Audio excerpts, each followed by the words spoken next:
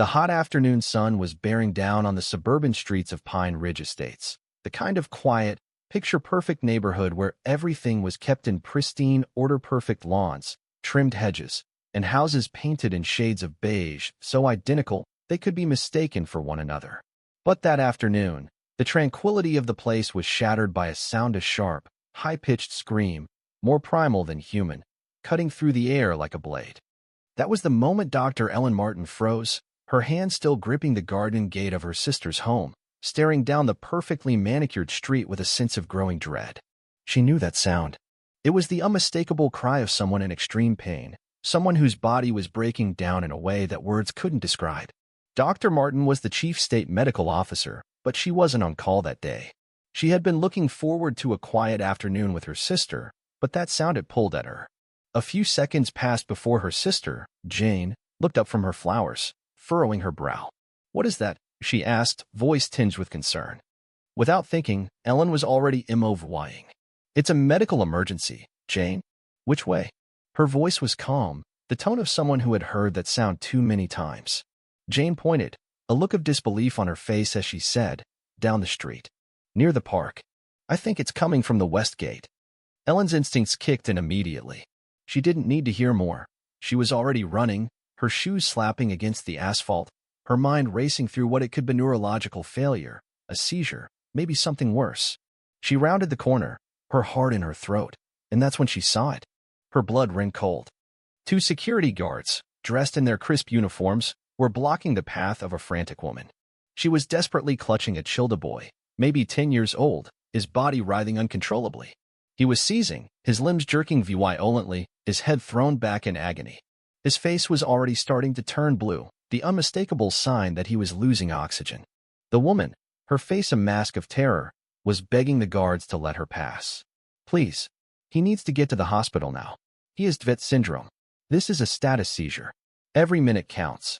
The words were coming out in jagged gasps, but the guards just stood there, unmoved.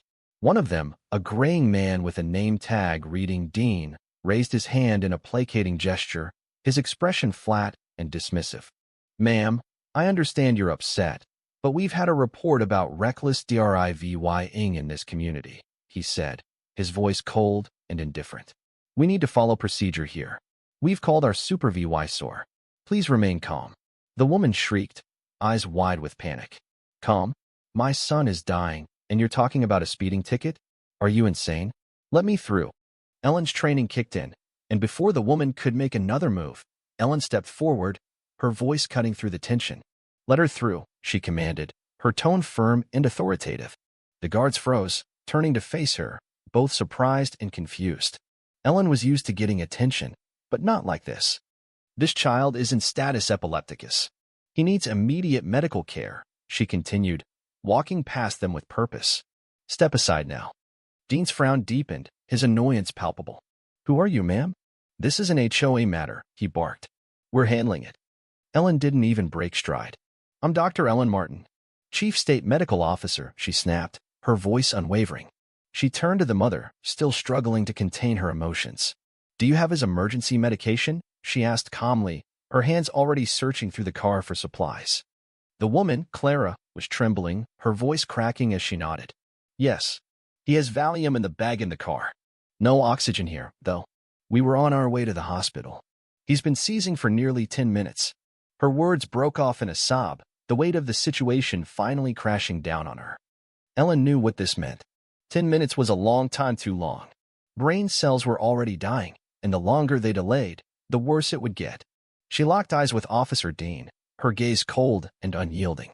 "You're obstructing emergency medical care," she said, her voice steady but filled with fury. "In this state, that's a felony. Step aside, or I will have you arrested." Dean's face went pale, and the younger guard, Miller, shifted uncomfortably. The reality of what was happening finally seemed to hit them both, but Ellen didn't wait for their decision. She was already in the car, helping Clara as she struggled to keep her son stable. "Call 911, Jane," she instructed her sister, her voice sharp. "Tell them we need immediate paramedic intercept. Leo's in critical condition, and we're at the west gate of Pine Ridge. Tell them Dr. Martin is on scene." Within moments, the paramedics arrived, and the situation shifted from chaos to controlled urgency. The lead paramedic, Mark, recognized Ellen instantly. "What do we have?" he asked, ready for action. Ellen quickly briefed him. 10-year-old male, status seizure ongoing for 15 minutes. His oxygen levels are dangerously low, and he needs immediate advanced life support.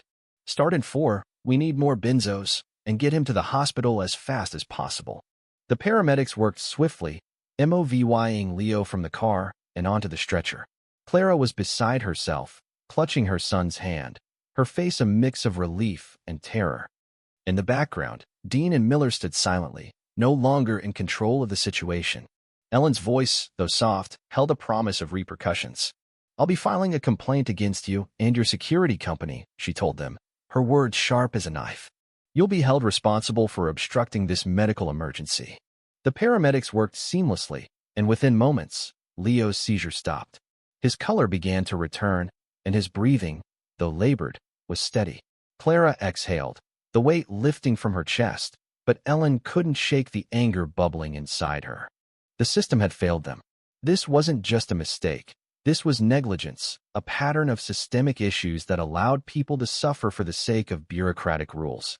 And now, it was time to make sure that change would come. Weeks passed, and Ellen, alongside a growing group of advocates, began to investigate Guardian Protection Services, the private security company responsible for the guards. It didn't take long to uncover a troubling pattern. They had a history of obstructing emergency services to avoid external scrutiny, of prioritizing their own image over the safety of residents. The investigation grew into a full-blown political battle. A public hearing was called, and Ellen, along with Clara, testified before a state Senate committee. The room was packed, the tension palpable as Ellen described what happened that day. "This isn't just about one incident," Ellen said, her voice steady but filled with emotion. "This is about a system that puts rules over lives, that forces people to fight for their right to access emergency care. We need to make sure that no one, especially a child, has to go through what Leo did." The hearing was a turning point, and soon, lawmakers were pushing for change. The public, too, rallied behind the cause. The result? A new Leo's law mandating emergency medical training for private security and ensuring that all residents and private communities had unimpeded access to emergency services. As the bill passed, Ellen stood beside Clara and Leo, her heart heavy with relief but still burning with the desire for change. "This fight isn't over," she said quietly, "but it's a start." Leo was recovering, back to drawing maps of his fantasy worlds, and Clara, though still shaken, had found peace. For Ellen, the battle was personal. It had changed her, reminded her why she fought, not just for protocols and procedures, but for people's lives.